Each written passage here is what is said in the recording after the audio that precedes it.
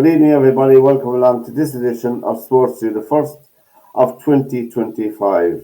My goodness, it makes it makes me sound very old in 2025. Anyway, good evening, Derwynne, and good evening, Joe. Hey, Pat. Good evening, Hey, Pat. Joe. Evening, Derwynne. How are Well, you, boys? we have, by the way, press the red button on the right hand side, our YouTube channel. It's very much appreciated, and thank you for all the subscribers as well. I think you just keep the interest in the show anyway. But it's down to Derwynne and Joe that makes the program very, very interesting. Their knowledge, their never-ending knowledge. We generally start the program with cross-channel soccer, which is the Premiership, and there were wins for Newcastle, Bournemouth, Villa, Man City, and Brentford over the weekend. And then there was a couple of cracking draws: Liverpool and Man United, Fulham and Ipswich. I saw that match was quite good, and Arsenal and Brighton won all as well, which and then Burnley, Bristol City, Norwich, and Sheffield United all won in the championship, which is squaring up to be another exciting championship as well. And I must confess, Bristol City is a team I had a little flutter over Christmas. I got a rush of blood to the head. I don't usually have a gamble, but I put my £5 note on Bristol City to get promotion at 33-1. Oh, But don't take my word on that. But they're not far off it at the moment, But anyway, it's just a bit of fun. Speaking of Bristol City, I don't know if any of you saw it. I saw a photograph of their ground, Ashton Gate, Yeah? on Facebook the other day. I mean, I've played there numerous times. I know what the place was like, and it was a decent stadium. Back in the day, they had a big new stand built there, and what have you. But that stadium looks absolutely fantastic now. Yeah. I was looking at. Didn't Joey Barton manage them one time, did he? Who's that? Joey Barton, didn't he manage them one time? He was Bristol Rovers, wasn't he? Oh, Bristol Rovers, is it? Oh, yeah. I think it's the rugby, Joe, that's given them the money for the ground. Is that what it's? So it's a dual-purpose stadium. Yeah, they share it with Bristol Rugby. Okay. Oh, Bristol get big crowds for the rugby. they do. They're a very popular team. You've got a funny little triangle there. You've got, obviously, just across the bridge, you've got the Welsh club that they play against. Right. And then you've got Bath, Gloucester as well, which is like the same distance the other side going east up the M4. And Bath have a big following, and so have Gloucester. Massive, yeah. And I think what they've done at Ashton Gate is putting the rugby in there as well, because it's like football on the Saturday and rugby on the Sunday. Okay. Yeah. And then you've got a massive population in Bristol itself, and they're both. It's kind of, they get equal kind of crowds as well. So they're doing really well.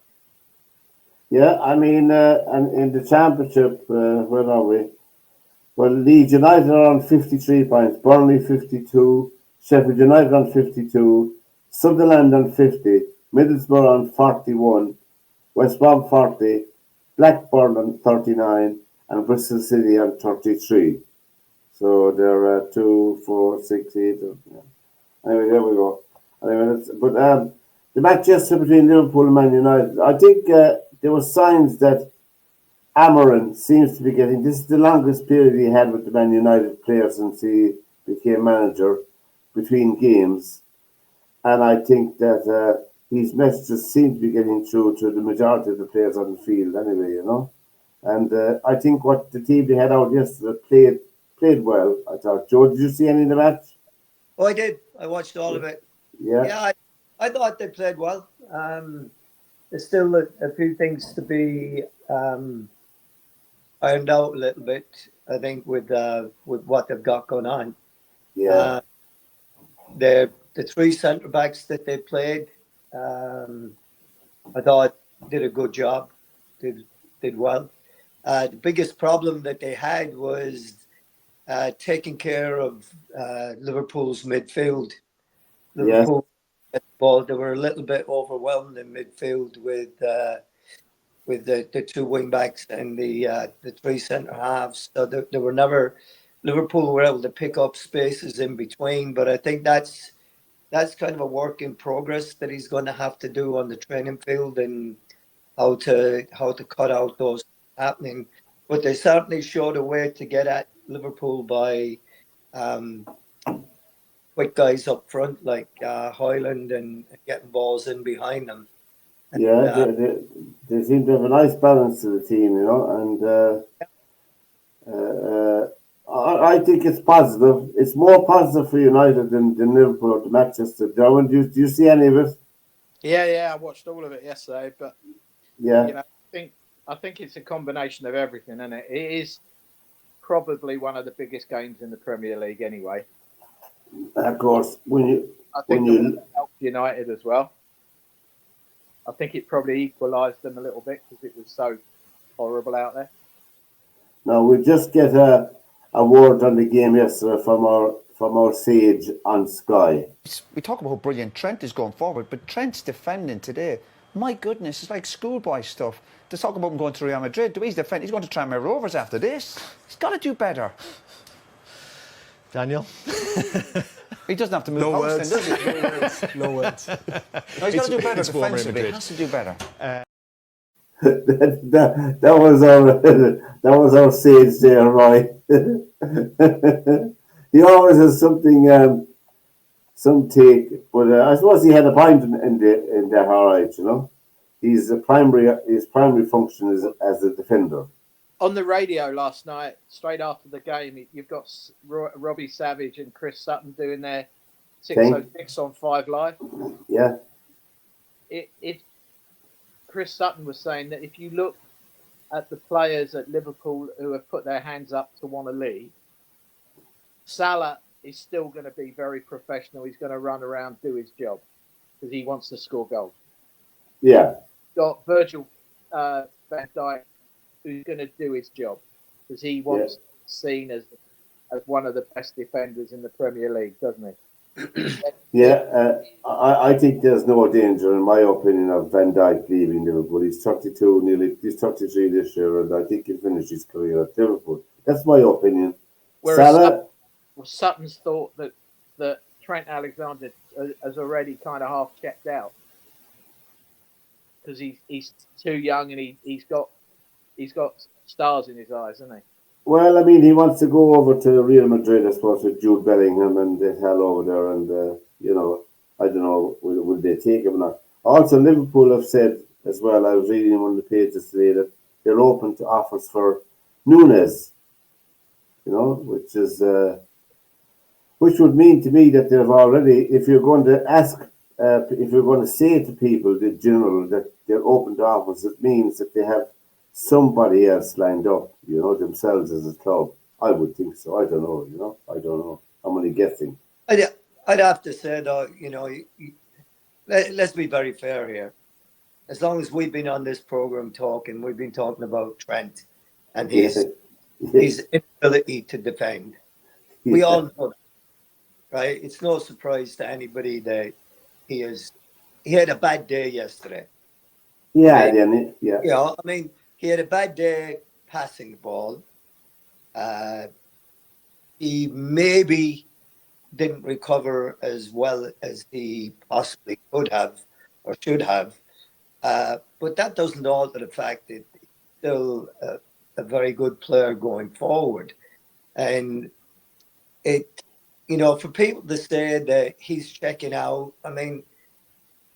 that doesn't make any sense to me whatsoever, because he's a Liverpool kid. He knows that he can leave at the end of the season.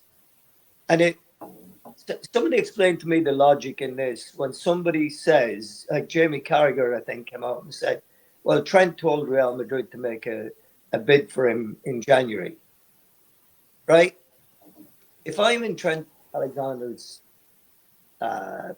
position, and I know I'm a free agent at the end of the season, don't you think I'd want that 25 million in my own pocket as opposed to giving it to the club? Yeah. I mean, because if you're saving the club a transfer fee of that size, that money is going to go somewhere, and it's your agent is going to make sure that you get a hefty chunk of it because you've saved them all that money. So for them to be turning around and saying stupid things like that makes no sense to me whatsoever. Why would Real Madrid come in and pay 25 million for a player they know they're getting for nothing at the end of the year? It's not going to make any difference to their season. It's not No. about Well, everything. talking about Real Madrid, they were playing there a while ago, just before we came on air on the Copa del Rey, the Spanish Copa del Rey. They've won the match 5-0 against Right. Minera, So and what fix right now? They've got Danny Carvalho that plays it at right back. It's a terrific player for them. It's yeah, great and defending, but he is coming to the end of his time. But yeah. and wouldn't Trent Alexander-Arnold want to leave Liverpool on a high with a championship, maybe a Euro Champions League? So those things that they're talking about doesn't make any sense. That he's checked out already. He's not checked out. He's No, still no. there. He's a professional. He I knows think he's you're not. right, Joe. I think he just had a bad game yesterday. I And it's he just had a bad that's all it was. It's nothing to yeah, do with speculation about him leaving. yeah. It was a I, bad, and it happens to every player, no matter who you are or what you are. And you accept it and you move on. You get to the next game and you put it right in the next game and you play better. So I don't see that. I mean, to me, bigger concern is Mo Salah. He's beaten the drum again that he's out of Liverpool now. This is his last year and what have you. And I never heard Trent Alexander come out in the paper and say that he was upset with Liverpool not offering him a contract. I no, don't I don't think he said anything of the sort at all in any know. print media. Whereas Mo Salah has been beating the drum for the past 6 months about not having a new contract. They haven't even started talking. Virgil van Dijk hasn't said a word. Well, anybody who knows how soccer is run in Britain knows that Liverpool are never give in to exorbitant wages for a start as a club. Right. They, they Well, generally they generally shake hands with the player and leave them off. They're not they're well, not going. that's They're not. with it. Yeah. You know, I read Kenny Dalglish's book at the end of the season. Every Liverpool player was handed a new contract, and if you liked it, you signed it. If you didn't, you didn't. But it was always fair, and you got what you deserved, and that was it.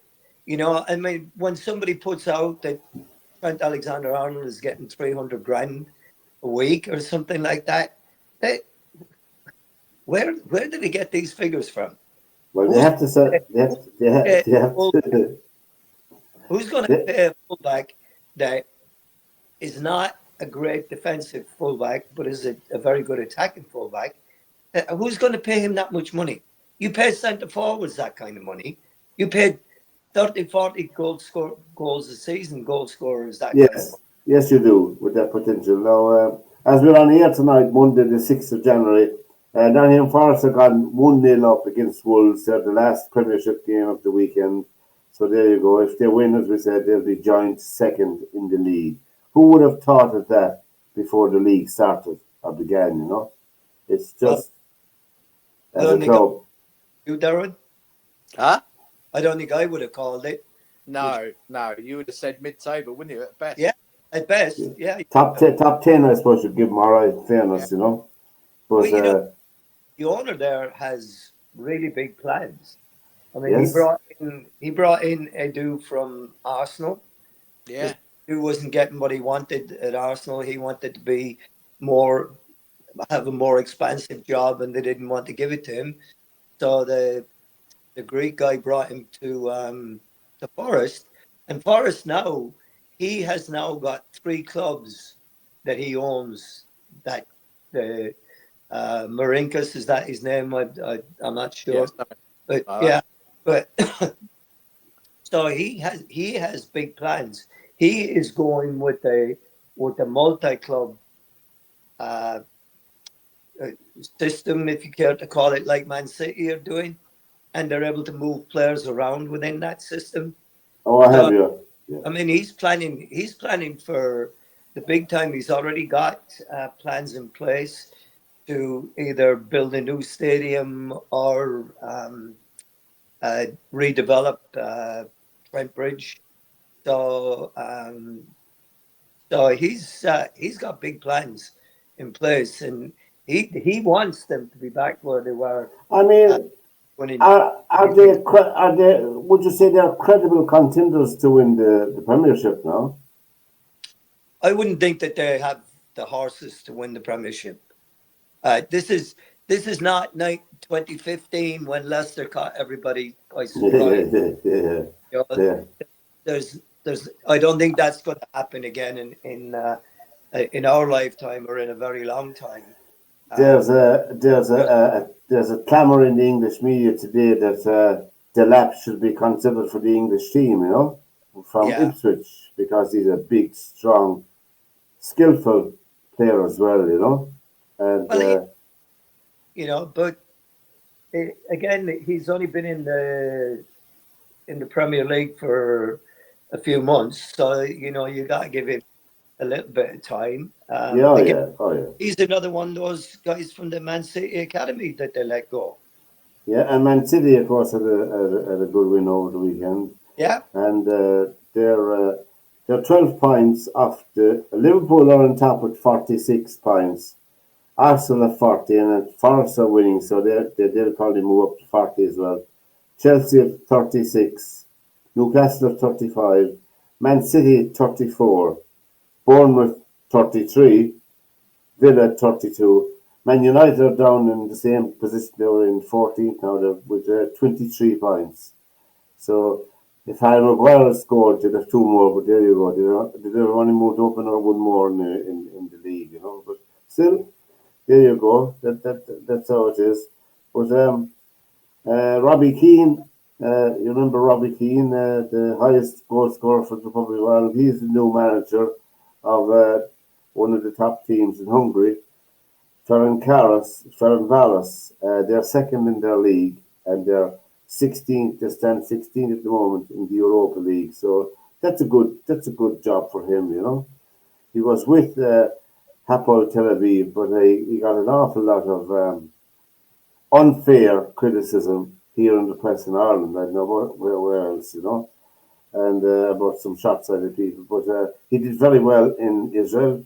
They won the league while he was the manager, and they did very well under him. So he's been around. I hope he settles down here in Hungary. But anyway, they headhunted him, as they say, and he's the new manager.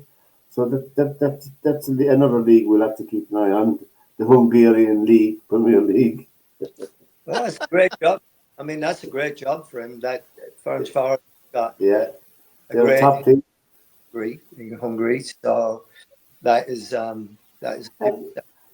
Let's not forget Hungary have a good history of pedigree in soccer anyway, you know, as a country. I know they've been out for a while, but I mean, they have produced some fantastic teams down through the years, you know.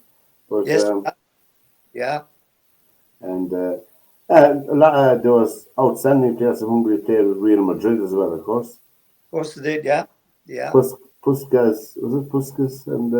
And for him, who was the other fella? The Haidaguti, did he go there? I think so. So, trying to think of that Real Madrid, I've seen all black and white programs of their game matches when Puskas was in them. My God, they were just incredible, you know. It's a fabulous team, you know. Yeah. Anyway, as we say, SportsView is the program here on theirmedia.tv. Tell all your friends about us and press the red button on the right hand side to subscribe to our YouTube channel. You're more than welcome. Now, Joe, Derwynne, and myself are here every Monday night, as long as we can manage it. Anyway, we had the first PGA tournament of the year, the Century Tournament. Believe it or not, in golf, it was a $20 million tournament. And I thought it was just a glorified pitch and putt course they played on, because Hideki Hideki Matsuyama, finished up as the winner. Wait for it now. 35 under par. I'll repeat that again now, lads, for people to be looking at it. 35 under par. He shot 65, 65, 62, and wait for a 65. And, you know, you had some top class golfers in the field as well. The people like Victor Hovland. He finished at minus 15, which is an incredible score, but he was only 36th. Max Homa. Another resort course in Hawaii, mate. You know, Max Homa, he finished at 19 under. He was only 26th. Adam Scott, 21 under, 15th. And Aberg from Sweden, who was a good shifter, 24 under. And he don't end up winning of the thing. I watched it last night and I just could not believe it. I could not believe they were nearly reaching a par 5, the 18th hole is par 5. Whoever made it a par 5, they just want to go to Specsavers. But Hideki Matsuyama played very well, and the runner-up was Colin Morikawa. I think he's a man that could win a couple of majors this year myself. That's only my own. You know, I know he didn't win it, but he played some scintillating golf. Jeepers, it's just fantastic. He's won a few already, hasn't he? Huh? He's won a few majors already. Oh, he has, but he could win a few of them this year, I think, myself. Anyway, Matsuyama for his weekend on the pitch and putt course got $3.6 million. No, lads. $3.6 million for. So, Derwynne, for scores like that in Hawaii, I've been to Hawaii. I know what it's like over there. Yeah. And I've been on some of the courses over there. And I mean, if it's not a windy day, these guys could blaze around these things, couldn't they? Yeah. I mean, we've talked about it many times on the show, haven't we? Yeah. You know, if you put these guys on resort courses, and Joe, you know, I've played in Hawaii as well. It gets windy. You get some of those par 4s and par 5s downwind, and they will be drivable because they're on the green in the par 4 in the tee shot. Yeah, and you are talking about the best players in the world. You're not talking about average players on tour. No, you're talking about the best players on tour. And you know that those first two events, that one is a limited field. That's the top 60 or 70 off the order of merit from last year. Yeah. And then you go next week. It's the Sony, and again that's a regular tour event. But I mean, if you look at it, that's in Hawaii as well, is it? Yeah, they've got the first 2 weeks in Hawaii, then they move to California, and then they go into the Florida swing. Now, you had other golfers in the field, Derwynne, like Alexander Schauffele, who was minus 12 or 14 or something, but he was nowhere near. Yeah, but you like there's no rough. No. They knock it in the rough. They're only hitting wedges anyway. It's not like they're going in with a 2-iron or a 3-wood out the rough. They're not. It's not a major championship course. You know, you can look at the scores and go, it's unbelievable, and it is unbelievable. But you know, what was the cut? There's from a golf pro angle. My question isn't so much what they score, what they win with. It's what made the cut, because the cut was probably 4 or 5 under. Something like that. I did 4 or 5 or 6 under, but he had 130 shots in the first 2 rounds. That's Matsuyama. Yeah. 265s. Par 72 courses. They're not really par 72 courses because the par 5s aren't really par 5s for them. No. And there's only one of the par 3. I think 3 out of the 4 par 5s. If everything went right in your tee shot, you could nearly reach the edge of the green. Most of those golfers on a par 5. Yeah, I mean, they get some of those par fives downwind, and you are talking about guys who are hitting it over 300 yards Yeah, just in normal conditions. yeah, You know, there's a reason why they don't shoot those numbers at the US Open. They don't shoot those numbers at the British Open. They No. don't shoot those numbers at the US PGA. no, They'll have a chance at the Masters because it's only the greens that stop them shooting low scores. It's not the tee shots. It's not the rough. It's not the approach shots. It's the chip in bunkers and short game round Augusta. no. And, you know, Augusta's wet. They'll shoot the lights out. Now that course they played on, 7,596 yards. That was the course. That's about average, isn't it, for a course anyway? What do we That it would be average now. Back in the day, that would have been a monster. If you think of Doral in Miami, was the course they used to play a big tournament at, one of Trump's places. That Blue Monster was renowned. But there was two golf courses on the US tour. One was Firestone in Ohio. Oh, the Firestone in Ohio. That's still going. Yeah. And the other one was the Blue Monster at Doral. And it was called the Blue Monster because of A, there's water on every single hole, and B, it was massively long. I played a mini tour event there in 1984, and I couldn't believe how long that golf course was. You'd eat your beef sandwich after eating holes there. So I'm not kidding you. It's massive. I mean, it's so long off the back tees. I mean, I remember playing 4 rounds in a mini tour event and hitting sort of 2 iron and 3 iron into the 18th. And it was like, as a par 4, it was a monster. When you go and watch them play a couple of years, because since Trump, they took the tournament away from there because of politics and different things like that. But when you watch those guys now play the 18th on the Blue Monster, they're hitting 7 and 8 irons into 18. You know, that's the big difference between it. You know, I mean, I'm talking about 1984. So what am I? 40 years ago. Yeah. 40 years ago. You know, the ball wasn't anywhere near what the ball is now. The clubs were near what, and as golf pros, we weren't where these guys are. I mean, these guys spend more time in the gym than they do hitting golf balls. That's true. Yeah, that's true. And if you look at the technology and all of the kit, the Blue Monster now is not. I mean, it's not a monster of a golf course. I mean, it's just normal. You know, it's about 7,400 yards from the back tee.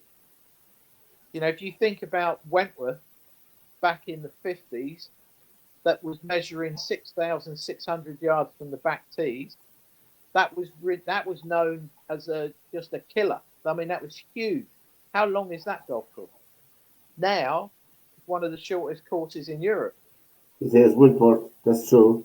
And it used to be one of the main events in the European Tour. Yeah, know? I mean, the was it the BMW at Winport or wherever it was? Yeah, I mean, it was. I mean, I can go back. I played my first PGA Championships at Wentworth, and it was known as the White and Mackay PGA Championships, and then Volvo took it over. Yeah. And then BMW came in after Volvo. Volvo had 25 PGA Championships. So Goodness me. BMW took it over. But I mean, that golf course was. I remember the first round in the PGA. It must have been 1983.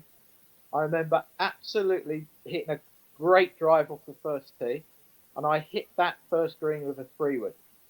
Last year at the PGA Championship at Wentworth, off the same tee, they have lengthened it to the same hole, same green. Those guys were going in with 9 iron. I think this is the first thing most weekend golfers do, they bring out the sand wedge or the wedge. Yeah. Throw them away. Throw them away. They should never be chipping with a sand wedge and a wedge unless they're going over a trap, over a tree, over a mound. Other than that, keep it low. Because it's just too hard. It's too hard. Low for the dough, high makes you cry. Oh, Okay? I like that. Now, give me a 7-iron there. The lower you keep the ball, the easier it is. Yes. The once you start hitting high chip shots, you're gone. Low Now, for dough. here's a 7-iron. Now, this 7-iron, we're going to try and run it up. You see how my weight's on my left leg? Yeah. No spaghetti. That's for the Italian golfers. Move their legs. A little spaghetti-like. So now look what my weight is. Now watch this. Now, how about Just a this? ra- Hold the that's flag, a- Caddy. Hold the flag. That's There you are. No. Low for the dough. I love that line. But I mean, I don't think we really understand just how fit these guys are. They are, That's Gary Player. He's in his 80s. yeah. I mean, Gary Player. I mean, he's a great player, and he's a great. Oh, God. If you ask Player, I mean, Player had a reputation around Wentworth for winning the world match play. Yeah. Oh, yeah, that used to be there as well, yeah. Yeah. Now in October, Wentworth, when it's wet, was massive. I mean, the third.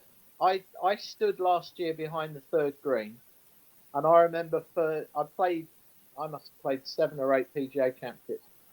And if I hit the third green in 2, because it was a par 4, I would be like, you'd be going, this is really good, because I'm hitting the tough holes in regulation. Yeah. I was hitting 2 irons and 3 woods into the par 4. Last year, they were hitting wedges into the third at Wentworth. I mean, it got longer, the third. They've lengthened it by about 30 yards. And just as an overview, I suppose, of the golf in general, is the European Tour, has it lost its prestige and its luster and its importance now, Well, it's just a feeder tour for the US Tour now. And when you take the British Open out of the European Tour, there's no other tournament that attracts the top golfers of the world to come to anymore, is there? In Europe? Not really. No, I mean, the PGA Championship never really did anyway, because the Americans never really came over for it. Billy Horschel only comes over. He wins it every other year, but he only comes over because he wants to play with Mark Noble and some of the West Ham players in Honan.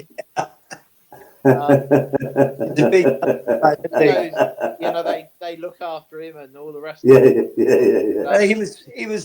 He had his clubs in a West Ham bag. Yeah, he does. He uses a West Ham bag whenever he comes over. He uses a West Ham bag.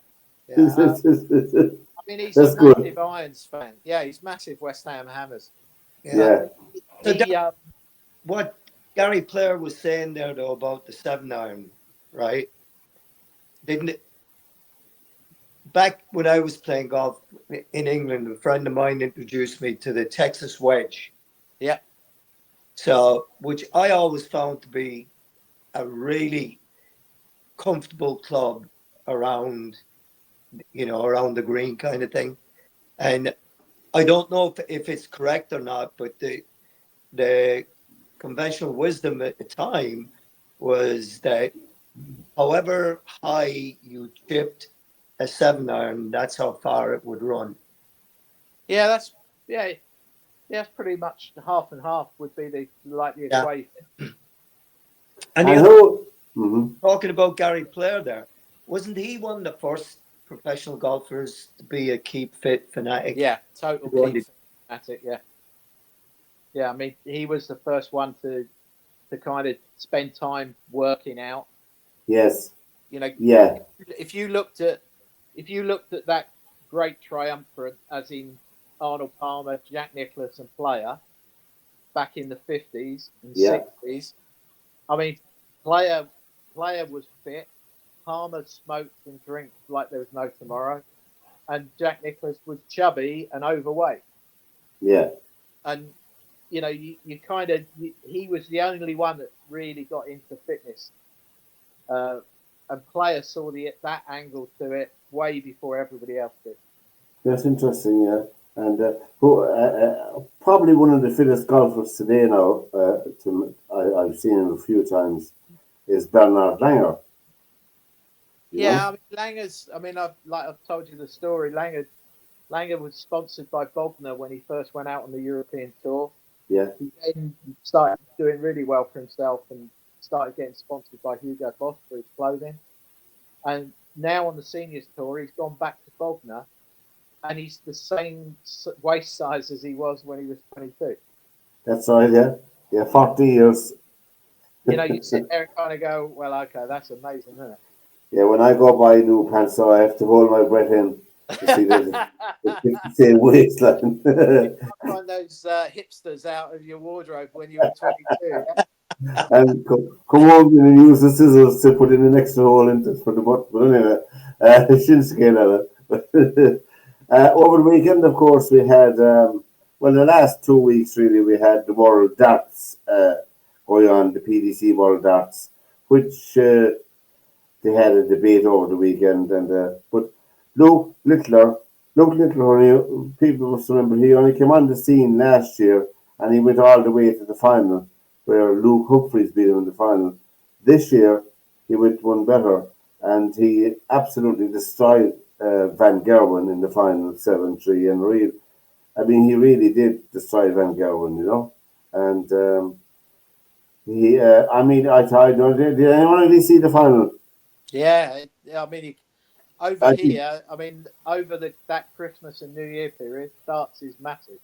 Oh, and you could say, Bull, double 16 finish to me. My goodness me. He went for the bull twice and then double 16 he finished.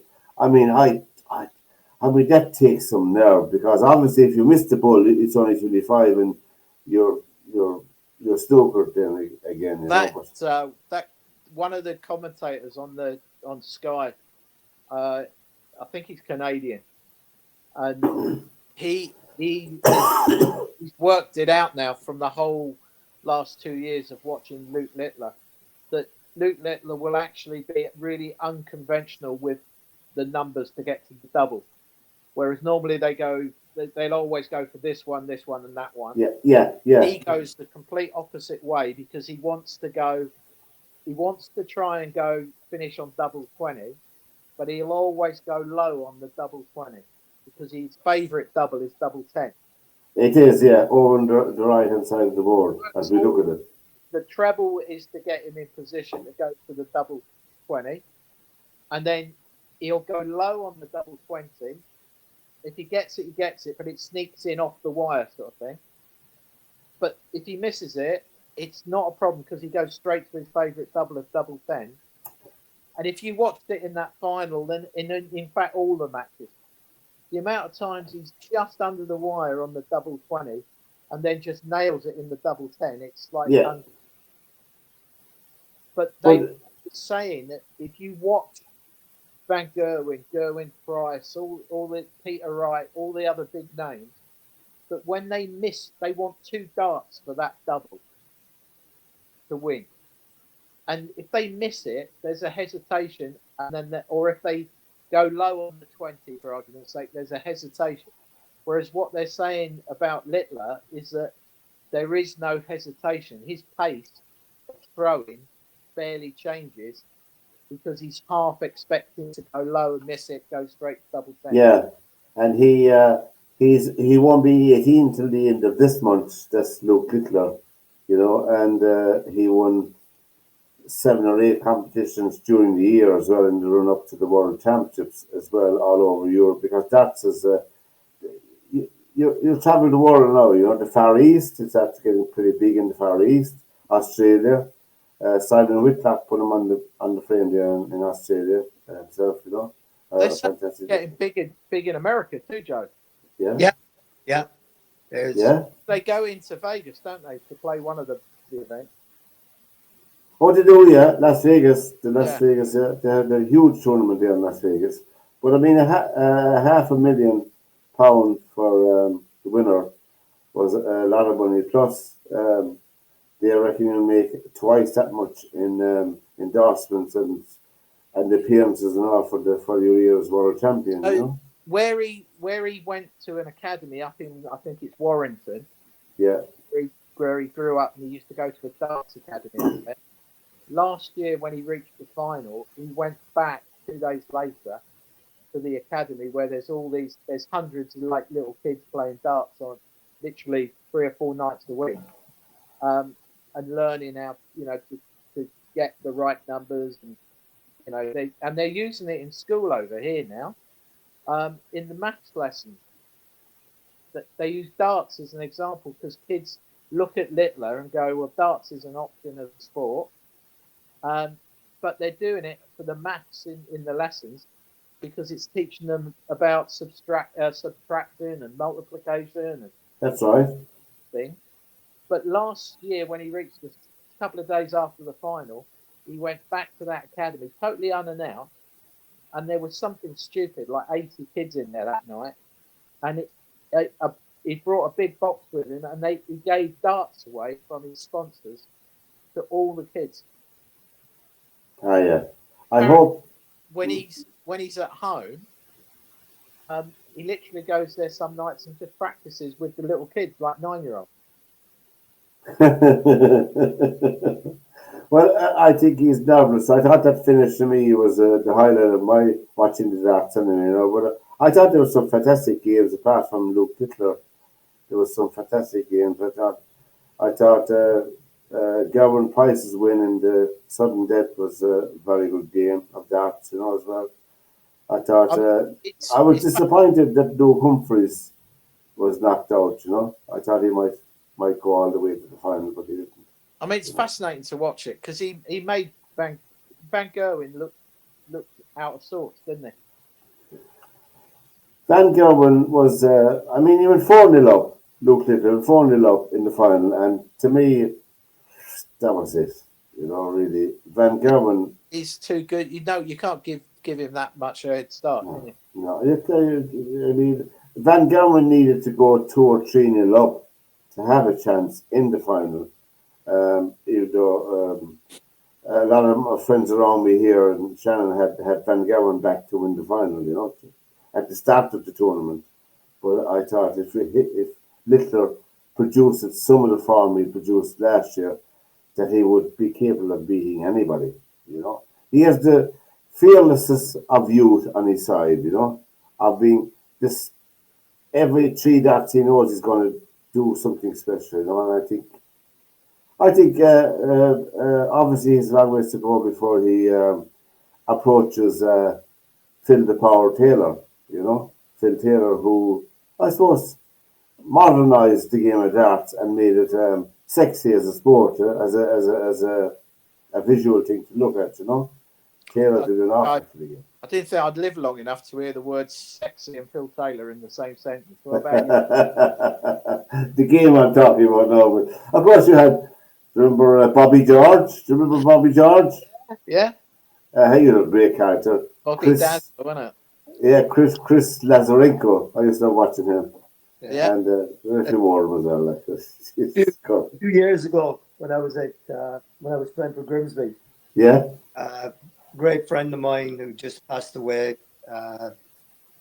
last year was a pub landlord, and he had a pub on the way into Grimsby and then on to Cleethorpes. And we were there one day after we'd been playing golf. Wednesday was his day off, so we'd always go and play golf, and then we'd end up back in the pub while he was getting set up for the evening and what have you. And next thing, there's a knock on the door, on the back door, and so he goes out. He answers it, and I hear talking, and the next thing he comes walking in, and who's walking in behind him? But I don't know if you remember him, John Lowe. I do. Yeah. He was the world darts champion at the time. Yeah, John Lowe. John, manager, were driving into Grimsby, and they were doing had an exhibition there or in Grimsby and Cleethorpes. Yeah. He knocked. It was the first pub that they came to, and they said, "Well, let's see if the landlord is here, and will it let you in and warm up on the dartboard on the dart there." So Rolly says, "Oh, sure." So we're in the bar, standing at the counter, talking to his manager while Yeah. he's over warming up for the evening, just getting his technique down, throwing. Yeah. Uh, Shit. just like completely out of the blue, you know, that it happened. And I mean, a great guy, very nice to talk to, very down to earth, big football guy, knew a lot about it, what have you. So it was just a great time for us visiting and BSing, and I got to throw a couple of darts with him. So it was a lot of fun. But you know, you Yeah. talk about that. I mean, darts was huge in England. Oh, Yeah, massive. You would, even when I was at Grimsby, and I lived in a village called Tetney, which is probably about 7 or 8 miles outside Grimsby. yeah. Uh, and we used to play with the darts there, and especially on us, they had a darts team in midweek. I didn't play with those guys because I didn't go out in midweek those times. But we'd have a tournament on the Sunday, and everybody had put a certain amount in, and you play, and the winner got 8 points for being the winner. You know, it was only like 2 bob or something like that, half Yeah. or kind of all went to that, and then the rest went to charity. And I had a dart board in my garage, and I used to go out and practice on that. And practically every guy that I knew had a dartboard somewhere in their house that they would consistently practice on. So it's I mean it was huge. It was huge there. I don't know if it ever caught on in Ireland that way. Did it, Pat? No, not really. I mean, down around where I grew up now, down around the village I lived in the 60s and 70s, was rings was the big game there. Rings. Okay, yeah. You ever play rings, Derwynne? Right, never heard of it. Yeah, rings and coxie rings. There was a ring team in most pubs, you know, around. You know, we play rings, and it's a board as well, but they're round rubber, and you can look it up. But that to get the technique was, I don't know, if you had a few drinks in you, you wouldn't hang one of them. There's not one of them would you get on to be zero every time. But with a dart, of course, you have a chance of the score with a dart. You know, would you keep it on the board? Would you hit the board? You get a score. You know, but with rings, I'm afraid you need a steady hand. It's Joe. You know, you're talking about that.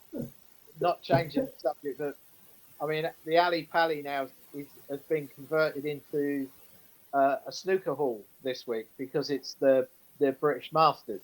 Yeah, the British Masters there. Yeah. Now at Fox Hills, where I was attached, if you were ever there, all the boys in the golf shop, you used to come out of the clubhouse straight towards the golf shop. But they had 2 snooker tables there in a snooker room, dark, beautiful oak lined, and oak walls, and really old fashioned snooker hall. And Jimmy White and a stuntman called Rocky Taylor, who was big mates with Jimmy White. They were big drinkers, you can imagine. But Yeah. Rocky Taylor used to bring Jimmy White for golf, and then go and have a game of snooker. Now, some days Jimmy White would just turn up without Rocky, and would have a game of snooker practice. And he'd come in the shop and he'd go, "Can someone break off for me?" I'd done it a few times. The young lads in the shop, Yeah. go, "Okay, hang on," and they'd run around the counter and go in the snooker room, and they'd break off. And a couple of times that I've broke off, and I'm thinking, well, that's quite good, isn't it? Like there's a few loose reds and the white's back sort of round the colours at the top end of the table. Yeah. And Jimmy White would just pot it and just knock it straight in. Clear the table. He'd go, "I'll give you a shout if I need you again." "Oh, okay." And you'd disappear, and within about 5 minutes, you'd be back in the shop. You'd go, "Yeah, I cleaned up. Can you come and break off again for me?" And I remember standing there one day and breaking off, and I said, "I'm not going to go back to the shop. I'm going to watch you hit balls." And he went, "Oh yeah, all right." I'm not kidding you. He cleared the table properly, like red colour, all the rest. Yeah. It was done and dusted in about 6 minutes. And like going, Is that all you want? For someone to break off? And he goes, Yeah, to set the balls up. really silly. He says, but like you break off, not like a pro snooker player. He goes, so it's great practice for me because I don't know where the whiteboard's going. Yeah, You know where it's going. And you're that's like, right. well, that's a bit harsh, isn't it? And he's like, no, you don't. And like you then say, well, go on then, you break off.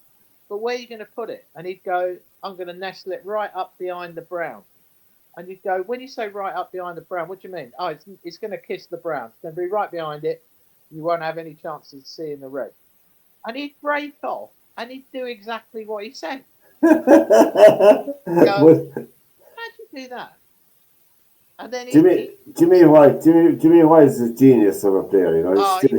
He was great fun and a really nice kid, really, to be honest. He's Tooting in London. Yeah, is it? South London, Tooting. yeah. Yes, But he literally, then he started to learn golf. And he'd come and have a couple of golf lessons, and you'd stand there and say, right, you've got to try and do this. Try and feel this through the ball. You'd show him a shot. And he'd go, how'd you do that? And you'd go, it's a bit like you breaking off, isn't it? Yeah, but the ball behind the brown. I mean, he literally would put the white ball wherever he said he was going to put it, he did. Wasn't there, getting back to the darts, wasn't there, what do I call it, a documentary on darts on a book sometime there a couple of years back on the BBC, I thought I saw a documentary on darts. Was it on one? I think there was one about Phil Taylor. There was another one about the life on the tour and all the rest of it. There was an older guy. I must look it up for the next week and look. It was a fantastic, massive rivalry, wasn't there, between you? I tell you, it was Eric Bristow. I was going to say, yeah. Alan Evans. Eric Bristow was the chap they focused on, and Bristow was talking in it as well, you know. That was when the split came in darts. Do you remember just before the split came, when the lakeside was the big venue for your darts, and every year, next thing they were setting up, they decided, look, we need to make money while we can, and we need to market it differently, you know. And so that's when Sky came in behind the PDC, you know, Sky Sports, and they came in behind it. That's Barry Hearn for you. Barry Hearn, that really, and Matchroom, that really propelled that into the stratosphere, you know. And even there's some very good women players as well, you know, very, very good women players as well in darts. But I suppose if your son or daughter are not taking up sports and not any good, buy them a dartboard instead of darts, and say practice every day. Well, they've got their there's like a whole junior tour and everything. They have, yeah, they have. And they were saying on the radio yesterday, on Saturday morning after the final, and they were saying about how much money that Luke Littler's parents had put on just travelling around Britain, taking him to events on weekends during the school holidays. I heard the chap being interviewed on Irish radio about darts, and usually the Irish Youth Championship would have 18 to 20 players, but since the emergence of Luke Littler last year, there's almost 100 now hindering the competition, which is phenomenal. I mean, well, this academy where he used to go and have lessons and play darts after school in Warrington, they've had to basically have a waiting list now because they've gone up from about 30 or 40 kids coming during these little darts camps to now they've got about 150 turn up like 4 or 5 times a week. Oh. And he was this guy who owns it, who was Littler's coach at the time when he was little, was saying that the amount of youngsters that are being churned out, he said, like, Littler's just the tip of the iceberg. There's loads coming up behind him who are just as good. Well, I mean, I suppose it's like any sport, lads, no matter what it is. If you dedicate yourself to the game and you practice and you keep your head and you look after, I mean, you will achieve things all right in the sport. There's another about if you put in time and the training, whatever, And just getting back to Amarin, who left Sporting Lisbon on top of the Portuguese league with 41 points. Porto have 40 and Benfica have 38 and Braga have 31, just to say that they're still hanging on there top of the Portuguese league, And even though they're on their second manager since Amarin left, but still there you go, It's just tough. Joe, just before we finish, I meant to look it up and I didn't get around to it. I know what I was doing all day, cooking food, I suppose. You need good, hot, strong food on wintry days. Anyway, the American football isn't it coming to the end of the season, the playoffs soon, Yeah. is it? Yeah. I think, not mistaken, yesterday may have been the last day of the regular. The regular, yeah. Yeah. And who are the foot runners? We must look it up for next week, maybe, if we get a chance. The ones you're probably looking at right now, Kansas City are still right up there. They're probably one of the top ones. Baltimore, Buffalo are very good. Okay, I have in front of me, I have to look down, the NFL table in AFC East. The top two is the Bills and the Dolphins in the first section. The AFC North, the Ravens and the Steelers. AFC South, the Texans and the Colts. And AFC West, the Chiefs and the Chargers. Then in the NFC East, Eagles and Commanders. The NFC North, the Lions and the Vikings. NFC South, Buccaneers and Falcons. And NFC West, Rams and Seahawks. There's a lot of teams there that are missing the light. The Cowboys are out and the Giants are out as well. My goodness. Well, neither of those two teams had a good season. The Cowboys have had a nightmare of a season. They're only 7 wins out of 17. Yeah, they've had. And I didn't see my favorite team there. Who are the Patriots? Have only won 4 games out of 17. They've not been. Your man is sacked, the coach. Yeah. Gerard Mayo. He's gone. He got the bullet. He only won 4 games out of 17. So Man United aren't bad now. They're doing better. Yeah. Maybe we should lend them Maguire. Well, they have to go to the blacksmith with him. But there's Nottingham Forest are 2-0 up at half time, just for people who are this is the live game on Premiership as we're on the air. So it looks like they're joining Arsenal in second place in the league. My goodness me. Will they be a couple of questions for you, right? Over the weekend, well, I suppose the most controversial one was the penalty against Arsenal in the Brighton game. Yeah. What did you lads think of that? It wasn't a penalty. You don't think it was a penalty? No. Yeah, I'm a bit the same way, Joe. Really? I find it interesting, and just looking at it from the angle, right? People are trying to say it was a clash of heads, but Pedro was running across Saliba. Yes. And he headed the ball, and then Saliba came in and headed him. Now, that is not a clash of heads. That is a deliberate, in my mind, headbutt. That is a headbutt. Well, Joe, you're right there. I thought Nunes should have got a red card in the match against United. And that was the other one I was going to ask. I mean, how can VAR ignore the fact that Nunes stared right at... he took him out of the game. Yeah. It wasn't what ball at all when he jumped, was he? No. And then they said, well, he jumped with his back into him. But he had watched him all the way, and then he'd done it. I just don't know why. If he committed that foul in the box, would it have been a penalty?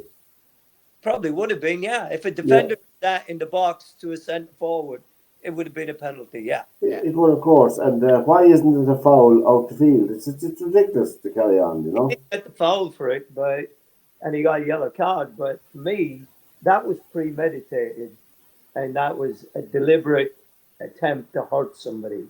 Yeah. It was a red card in my book, but I said to my son, I said, he's going to be sent off here, but yeah. Joe, can I ask you? You're a pro footballer on the show, right? This handball stuff, right? I'm a United fan.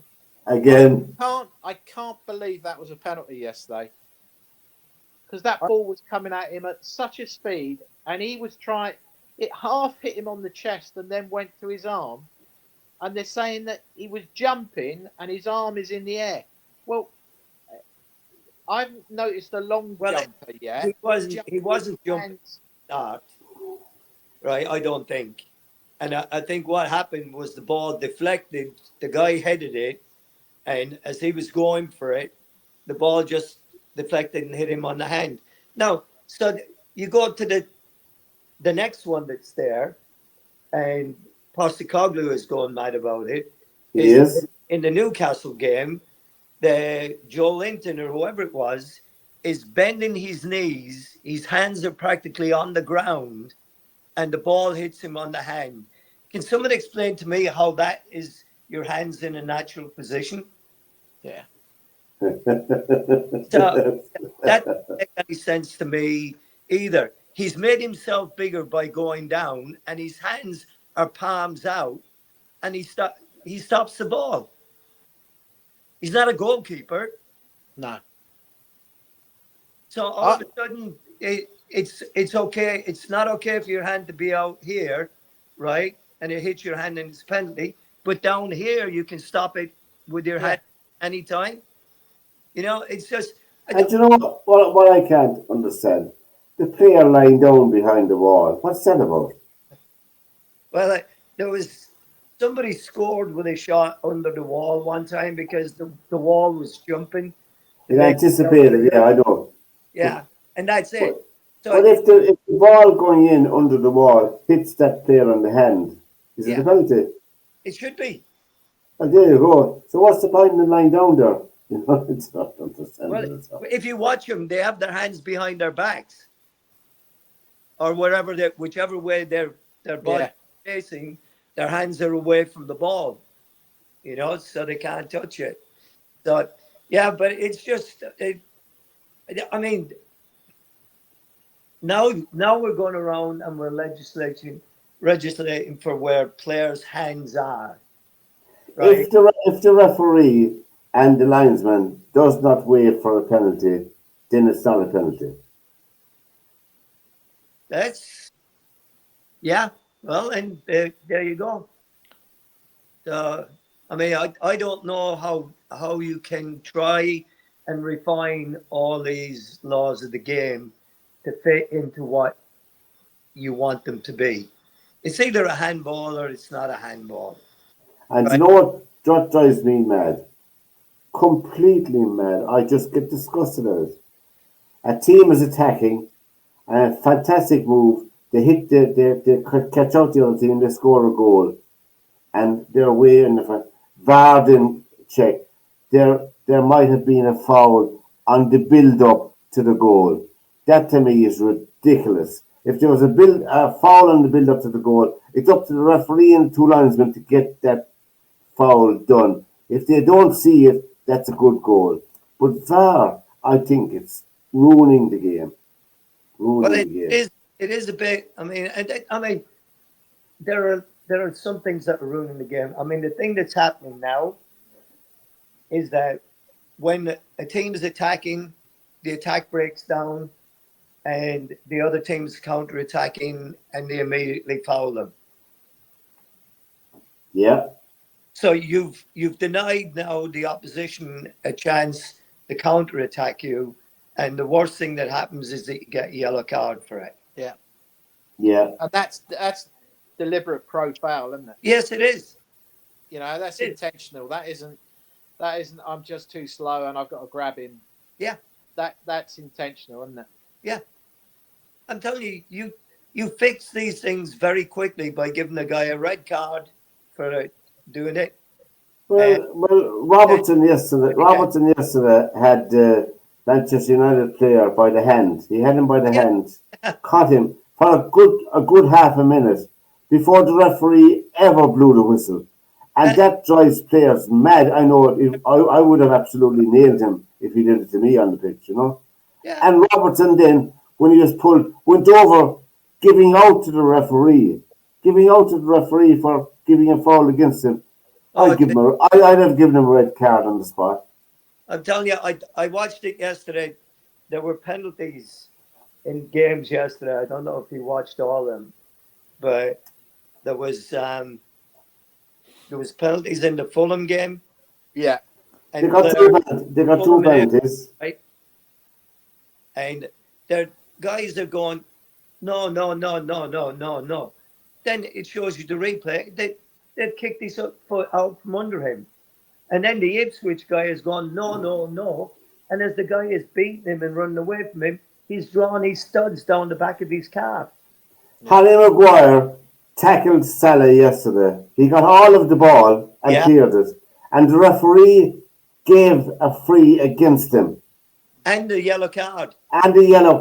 Which was absolutely shocking. I mean, Maguire was going in absolutely raging, and I don't blame him. It was a